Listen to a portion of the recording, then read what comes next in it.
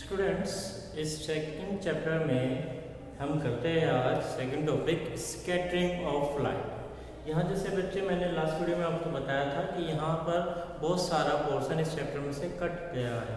जैसे हमने आई से रिलेटेड क्वेश्चन कहा था और आई डिफेक्ट्स कहा था, में सब निकल गए। केवल दो टॉपिक्स बचे थे, dispersion of white light through a prism and scattering of light.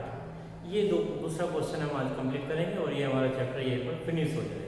तो बच्चे समझते हैं कि what is scattering of light, क्या होता है बच्चे। एक छोटे से एग्जांपल की मैं सबसे पहले आपसे बात करूँ। आप देख रहे हो कि हमारा जो स्पेस है, हमारा जो आकाश है, आपको कैसा दिखाई दे रहा है? ब्लूइश कलर का दिखाई दे रहा है। हमारे कुछ क्लाउड्स है, जब बारिश होने के बाद कुछ क्लाउड्स बच जाते हैं तो हमें कैसे दिखाई देते हैं? वे स्नो वाइट टाइप के आपको दिखाई देते हैं, है ना। सुबह के टाइम आप या शाम के टाइम आप देखते हो जो हमारा सन है वो बिल्कुल रेडिश सा दिखाई देता है। ये हमारी कुछ नेचुरल फिनोमिनाज है जहाँ पर होती है स्कैटरिंग ऑफ वाइट लाइट। तो बच्चे हैं क्या ये वाइट लाइट? पीछे जो हमने डिस्पर्सन किया था, dispersion of white light through a prism, वहाँ पर आपने देखा था कि हमारा जो ये वाइट लाइट होती है, सन से जो हमें लाइट मिलती है या किसी ट्यूबलाइट से जो लाइट हमें मिलती है, वो कैसी होती है? वाइट लाइट होती है। और ये वाइट लाइट होती है combination of 7 colours with your, नाम हमने दिया था violet, indigo, blue, green, yellow, orange and red. ये 7 कलर्स आपने पढ़े थे। तो ये जो हमारा वाइट कलर है, वाइट लाइट है, 7 कलर्स की लाइट से मिलकर के बनी होती है, उनका कम्बिनेशन ये वाइट लाइट बन जाता है। तो अब बात करते हैं स्कैटरिंग। What is scattering? देखिए बच्चे, क्या है हमारा एटमॉस्फेयर में? क्या है हमारे एटमॉस्फेयर में? है डस्ट पार्टिकल्स। हमारे एटमॉस्फेयर में है एयर मॉलिक्यूल्स। हमारे एटमॉस्फेयर में है moisture means water molecules and much more particles, बहुत सारे पार्टिकल्स और भी है। तो बच्चे देखिए होता क्या है, जैसे ही वाइट लाइट जो सन से हमारी आ रही है, इन एटमॉस्फेरिक पार्टिकल्स पर इंसिडेंट होती है। यहाँ पर हमारी कौन सी आ गई? वाइट लाइट, या आप इसको कह सकते हो सनलाइट। एटमॉस्फेरिक पार्टिकल्स मैंने क्या कहा? Air molecules, dust particles, smoke particles और वाटर मॉलिक्यूल्स, इन सब के ऊपर जब भी लाइट स्कैटरिंग, लाइट इंसिडेंट होती है तो बच्चे क्या होता है, फिनोमिना क्या होती है? सबसे पहले ये सब मॉलिक्यूल्स, ये सब पार्टिकल्स इस लाइट को एब्जॉर्ब कर लेते हैं, अपने अंदर एब्जॉर्ब कर, और फिर उस एनर्जी को, उस लाइट को एमिट कर देते हैं।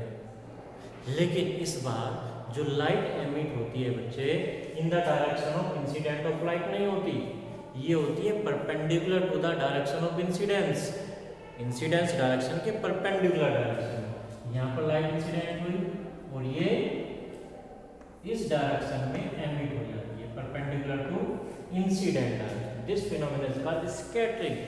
स्कैटरिंग का सिंपल मीनिंग होता है बिखर जाना। तो लाइट ऐसे आ रही थी लेकिन ऐसे ना जाकर के इधर उधर बिखर गई परपेंडिकुलर डायरेक्शन में। This phenomena is called scattering of light, scattering of white light. क्या कहेंगे बच्चे? Scattering is the phenomena of absorption and re-radiation of light energy by the atmospheric particles. Scattering क्या हुई? Absorption and emission of light by the atmospheric particles. ये बच्चे आप इसको दूसरी तरह से भी कह सकते हो कि when sunlight incident on atmospheric particles, से dust particles, air molecules, water molecules, smoke particles, ऐसे भी आप कह सकते हो। When sunlight incident on atmospheric particles then it spread in its perpendicular direction, perpendicular direction में फैल जाएगी। This phenomena is called scattering of light. दो तरह से बच्चे मैंने इसको डिफाइन किया। पहले मैंने कहा scattering is the phenomena of absorption and emission, या री-रेडिएशन वर्ड भी आप यूज कर सकते हो। Scattering is the phenomena of absorption and re-radiation of light by the atmospheric particles. दूसरा मैंने कहा बच्चे, when sunlight incident on atmospheric particles then it spread in perpendicular direction of incidence of light. This phenomena is called scattering of light. ये आपकी scattering होती है बच्चे। अब यहाँ एक रूल आता है बच्चे, तो आप बहुत जरूरी ध्यान रखें। Rayleigh the scattering light, scattered light, जो लाइट फैल रही है, डिस्पर्स हो गई है, स्कैटर्ड हो गई है, इस लाइट से रिलेटेड क्या कहते हैं Rayleigh, according to Rayleigh law the intensity of scattered light, the intensity of scattered light is directly proportional to 1 upon lambda to the power 4। Lambda क्या होती है बच्चे, वेवलेंथ ऑफ लाइट। तो क्या कहेंगे बच्चे, according to Rayleigh law the intensity of scattered light is inversely proportional to the fourth power of wavelength of light incident। जो light incident हो रही है उसकी फोर्थ पावर के इन्वर्सली प्रोपोर्शनल होगी। क्या समझेंगे बच्चे आप, जिस कलर की लाइट के लिए वेवलेंथ सबसे कम होगी, जैसे ये हमारी विव थी, विव में रेड की वेवलेंथ सबसे बड़ी होती है और वायलेट, इंडिगो, ब्लू ये बहुत पास के कलर्स होते हैं, इनकी वेवलेंथ बहुत छोटी होती है, मीन्स इनकी स्कैटरिंग सबसे ज़्यादा होगी। और रेड जो हमारी सबसे बड़ी वेवलेंथ वाला कलर है उसकी स्कैटरिंग सबसे कम हो जाएगी।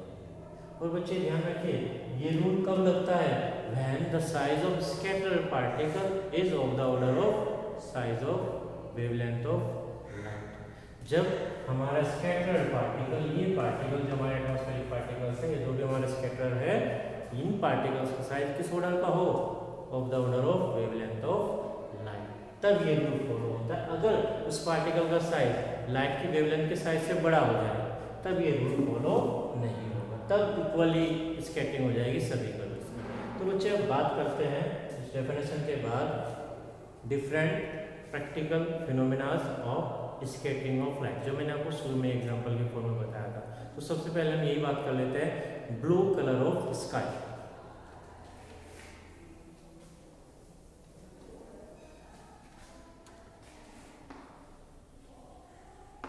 Blue colour of sky, why sky looks bluish, sky हमें ब्लू क्यों दिखाई देता है, तो उसका रीजन तो मैंने अभी बच्चे बता दिया। According to Rayleigh law intensity of scattered light is inversely proportional to the fourth power of the wavelength of light। तो बच्चे ये हमारा एटमॉस्फेयर, ये हमारे एटमॉस्फेरिक पार्टिकल्स, यहाँ से सनलाइट आ रही है ना। तो बच्चे अभी हमने कहा कि सनलाइट हमारी 7 कलर से मिलकर के बनी होती है, जिसमें ब्लू, वायलेट, इंडिगो ये बहुत पास के कलर है। तो ये जो लास्ट वाले कलर्स है इनकी वेवलेंथ सबसे छोटी होती है, और सबसे छोटी होती है तो उनकी स्कैटरिंग भी सबसे ज़्यादा हो जाएगी। तो blue colour has lowest wavelength in the spectrum of sunlight, so it scattered most, सबसे ज़्यादा स्कैटर्ड हो जाता है। Therefore our sky looks bluish, तो ब्लू कलर स्कैटर्ड हो जाएगा स्काई में। अब बच्चे अगर आप हमारे एटमॉस्फेयर से बाहर जाकर के सपोज आप मून पर चले जाए, वहाँ पर देखिए वहाँ पर एटमॉस्फेयर ही नहीं है और आप स्पेस में देखेंगे तो आपको ब्लैक दिखाई देगा। तो ये किस कारण है, हमारे एटमॉस्फेयर में जो स्कैटरिंग हो रही है। दूसरा एक और हम ले लेते हैं बच्चे, reddishness of sun at the sign of sunrise and sunset.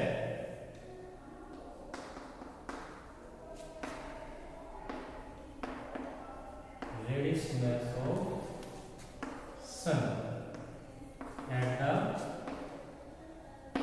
Time of rise and set.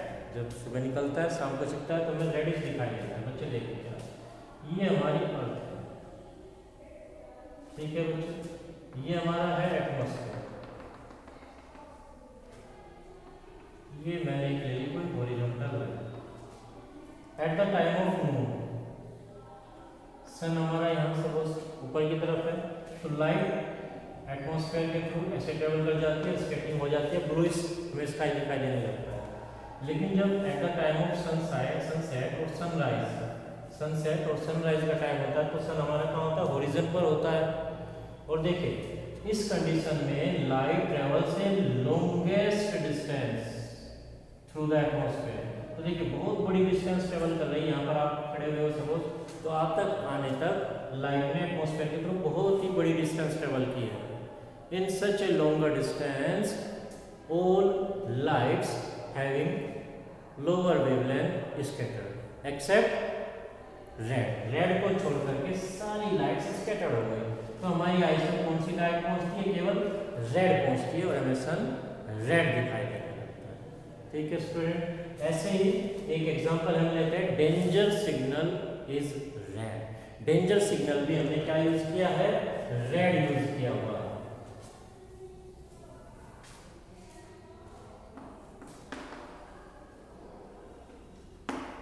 Danger signal is red, जो खतरे का निशान है वो भी रेड यूज किया गया। क्यों, रीजन आपको पता लग गया बच्चे।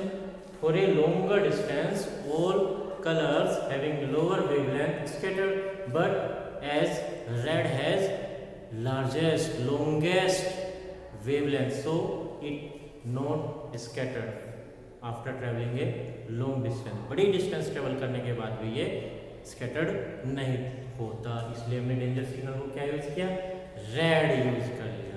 एक एग्जांपल हम लेते हैं बच्चे, वाइट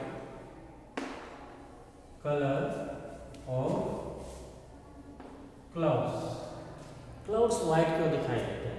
ठीक है बच्चे, क्लाउड्स कैसे बनते हैं, स्मोक डस्ट पार्टिकल्स के ऊपर जब हमारा वाटर मॉलिक्यूल्स कंडेंस होने लगते हैं तो हमारा क्लाउड बन जाता है, और धीरे धीरे जब कंडेंसेशन बढ़ने लगता है तो ये पार्टिकल्स का साइज बड़ा होने लगता है। और बच्चे जैसा मैंने कहा, रेडिला हमारा कब वर्क करता है, when size of scattered particle is smaller than the wavelength of incident light. तो ये जो साइज है बच्चे पार्टिकल्स का, ये ग्रेटर हो जाता है वेवलेंथ। सपोज मैं इसका साइज ये मान लेता हूँ, ए इज ग्रेटर देन लैम्डा, तो यहाँ साइज ग्रेटर हो गया वेवलेंथ ऑफ लाइट। और जब ये साइज ग्रेटर हो जाएगा तो all colours of sunlight scattered equally, सभी कलर्स इक्वली स्कैटर्ड हो जाएंगे, देन दे अपीयर्स व्हाइट। तो हमें क्लाउड कैसा दिखाई देगा, व्हाइट हमें दिखाई देने लगता है। ठीक है स्टूडेंट्स, ये एग्जांपल हुए हमारे। हमने कहा क्या, ब्लू कलर ऑफ स्काई, हमने कहा reddishness of sun at the time of sunset and the time of sunrise. फिर हमने कहा डेंजर सिग्नल इज रेड। फिर हमने कहा क्लाउड्स हमें व्हाइट दिखाई देते हैं। एक और है बच्चे, जो हमारे सी है, सी वाटर भी हमें कैसे दिखाई देता है, ब्लूइश दिखाई देता है। वो भी यही रीज़न है, जो स्काई हमें ब्लू दिखाई दे रहा है, सी की वजह से हमें जो हमारा सी वाटर है वो भी हमें ब्लूइश दिखाई देने लगता है। ठीक है स्टूडेंट्स, ये कुछ एग्जांपल्स हो गए हमारे स्कैटरिंग के, और ये दो ही टॉपिक हमारे थे, प्रिज्म, डिस्पर्सन एंड स्कैटरिंग। ये चैप्टर भी आपका बच्चे कंप्लीट हो जाएगा। तो दो चैप्टर आपके कंप्लीट हो गए, इनको आप बड़े ध्यान से तैयार कीजिएगा। यहाँ से काफ़ी ज़्यादा पोर्शन एग्जाम में पूछा जाता है।